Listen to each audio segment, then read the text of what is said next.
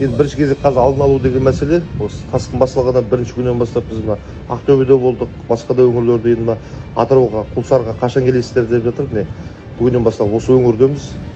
Енді Атыраудың біраз бөлігін сақтап қалуға шанс бар. Оралдағы жағдай тіпті қиын көріп отырсыздар. Енді Құлсарыға шығамыз. Үлкен су келе жатыр. Бір 7-8 күннің шамасында. Қорқыныштысы Жайық өзені тура Атырау қаласының ішімен өтеді. Сонда қазір партияның ұйымдастыруымен қаланы айналдыра қоршап 21 километр дамба салынып жатыр. 5-6 күніміз бар. Кәсіпкерлер қол ұшын созып, техникасын беріп жатыр. Өз қалтасынан ақша шығарған әріптес депутаттарға күн түн демей көмек қолын созып жатқан Атырау, Алмалы, жаңа өзіміз барып шыққаннан Исатай, Махамбет ауылының тұрғындарына рахметімді айтамын. Әскерилер келіп жатыр, жан-жақтан көмек. Қазіргі біздің жоспар айналдырып дамбалар қоршалып жатыр. Махамбетке дейін жазық бар. Соның арнасын кеңейтіп осы жақтан бір шығарып алса, одан кішкене жазыққа көлік жасап, ағынын азайтады. Енді қат жая да алмайсың, ар жағында Исатай тұр.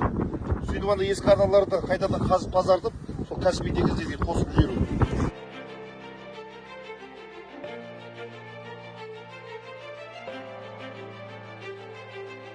Сіздерге де Алла разы болсын. Алла қуат берсін. Вот это полностью получается вокруг Алмалых поселка. Он по 20 сантиметров пока в день добавляет. Қанша метрге обвал болып бері қарай? Қазір Километр ма? где-то 2-3 метрге. Мы сейчас перекидывать будем. Мына нені. Усиливать здесь. Иә. Еще один. Жанынан жеп жатыр енді жағалауымыз. Мына жағы енді стабильно, мына жағын алып келіп, мына жерде водозаборный бар. Ескі дамбының ізі, мына жерде былай ішінен жасатып жатыр. Мына 14-те бірдің ортасында. Олардың бәрін 1,5 метрге көтереміз. Елдегі ақсақалдармен сөйлестік. Кезінде 93-тегі судың қай метрде көтерген. Ол қазіргі деңгейіне 1 метр қазір түсіп кеткен екен ескі дамба. Соны 1 метр көтеріп, еще жарты метр, 1,5 метрге көтеріп береміз. Зеркаладан жоғары қанша метр көтереді деп есептеп отырсыз? 8 метр, астында 3 метр, иә, 11 метрге көтереді. Енді мына жердегі ең бізді қиналып тұрған, мына новый дамбаламыздан қорқып тұрық шынына керек. Жаңада сан. Иә, мына ескі дамбаның үстін көбейтіп берсек, бұл кезінде су ұстаған дамбалар.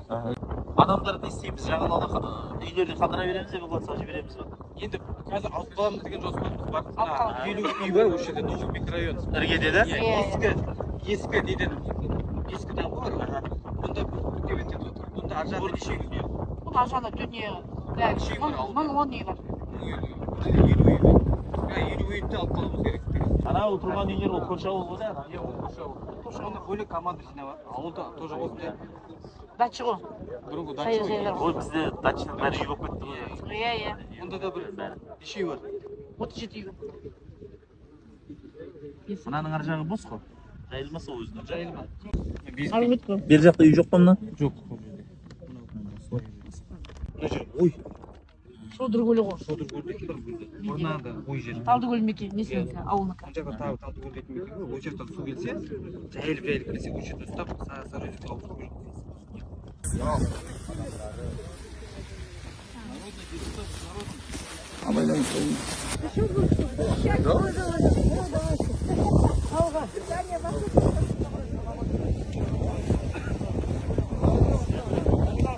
Біз Атыраудағы Алмалы ауылына келдік. Мына жерде міне көрдіңіздер, жайық ағып жатыр. Қазір енді су лайланған, яки ағыс күшейіп бара жатыр. Күніне шамамен 20 сантиметрге су көтеріліп жатыр. Енді әлі де көрші елден келетін судың қарқыны өте жоғары, сондықтан судың деңгейі әлі қатты көтеріледі деген бізде көңіліміз көншітпейтін жоспар бар, жоба бар. Енді мінекей Алмалыдағы ағайын қазір түгелдей ауылды жапқан. Былай қарағанда ауылды мына бөгетті қойып аралға айналдырып жатыр. Толықтай аралға айналдырып болғаннан кейін мінекей жағын қапшықтармен де бекітіп жатыр, жердіре көтерген. Ағып, мынау тұрған орман секілді дүние, бұл өзінің жайылмасы осы жайық. Осы жаққа жайылып барып, ары қарай паром секілді өтіп кетсе деген жоспар бар. Сол кезде ешқандай ауыл жапа шекпейді дегеннен, бұл ауыл үнемі сумен күреседі, үнемі осылай топан су, қарғын су келіп қалады. Сондықтан азаматтар енді айтып жатыр, тәжірибеміз де бар болды, расын айтқанда тілсіз жаумен. Сондықтан қазір азаматтардың, барлық мамандардың біріккен үлкен күресі болып жатыр бұл жерде. Енді қазір тағы бір қауіпті нәрсе, мынау жағасы, іргесі жайықтың қайта құлап жатыр, опырылып құлап жатыр. Ауылға жақындап қалды. Мына жерде теплица бар, жылыжай бар, ана жақта бір арнайы орталықтар, демалыс орындары соның жиегіне келіп қалып қазір сәт сайын жағасы құлап жатыр. Сондықтан да Алмалыдағы азаматтар бірігіп қазір мына жерде мінекей бір бөгет көтеріп жатыр. Одан кейін мына жерде жылыжай бар, қазір көрсетейік. Сол жылыжайдың ар жағынан екінші бөгет көтеру жұмыстарын жасап жатыр. Өйткені мынау жаға осылай опырыла беретін болса, ертең су тағы көтерілген кезде кемінде 7-8-10 метрге дейін тіпті жылжып кету мүмкін деген қауіп бар. Сол кезде ауылға лап қою мүмкін. Сондықтан анау өткелден әргі анау жылыжайдың ар жағынан тағы бір бөгет қою жоспарда бар. Енді елге амандық тілейміз.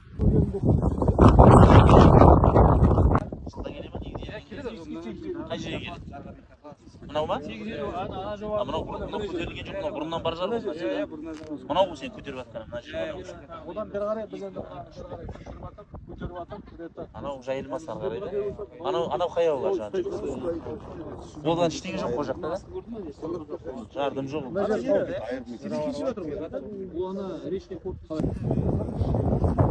Былтыр жасап атқандары нете алмай, үлгере алмай астына қалып қойды. Биыл енді қайтадан бері қарай шығады, мына жырып тастаған жерлер соныкі негізі. Енді соның амал жоқ. Біз енді мынау құю керек, бер жағына мынандай габион дейді, ішіне таспен толу керек. Сосын бер жағы мынағы благоустройство, кәдімгі қаладағы набережка сияқты болу керек. Енді оған біз бірнеше рет нетсек те, ол бәрібір жаңағы қыстай үлгере алмады. Жұмыс күші аз болды, материалы бар. В общем, айналғанда осыған келдік. Енді жаңағы мынаны біз бекітуіміз керек.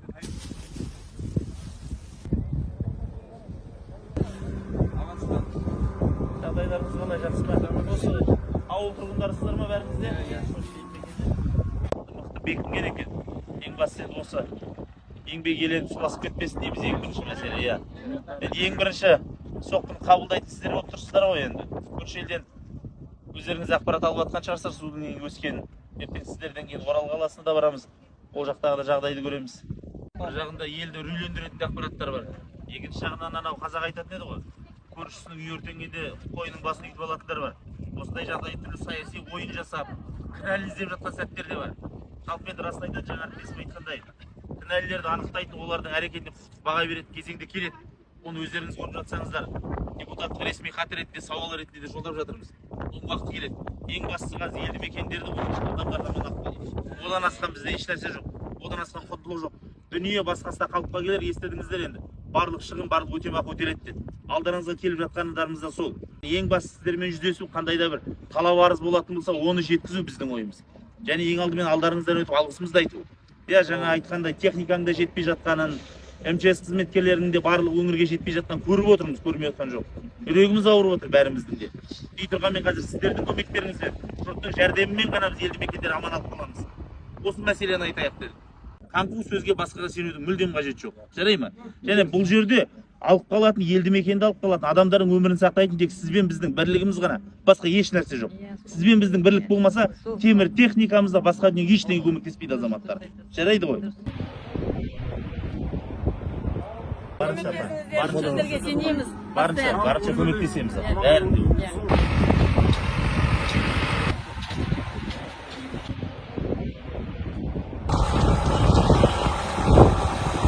Біз енді қазір Махамбет ауданындамыз. Ана жерде жайық ағып жатыр. Сол келіп егер өзен арнасынан шығатын болса, ауылға соғатын, ауылға соқпау үшін дәл осындай қапшықтардан жасалған. Жалпы Махамбет ауданында 21 елді мекен бар екен. Ең енді ауыры сол 21 елді мекеннің 17-сі осы жайықтың жағасында тұр. Ертең су арнасынан шыққан кезде бірінші соққыны қабылдайтын солар. Сондықтан мынандай қабырғалар тұрғызылып, топырақтан басылып, үстіне мінекей қапшықтар мен арнайы залатан пакеттермен жабылып жатыр. Ел аман болсын дейміз қазір. Ел жұрт төтенше жағдай қызметі барлығы бірігіп тізе қосып жұмыс істеп жатыр. Техниканың жетіспеушілігі бар, дей тұрғанмен кезең-кезеңмен келіп жатыр.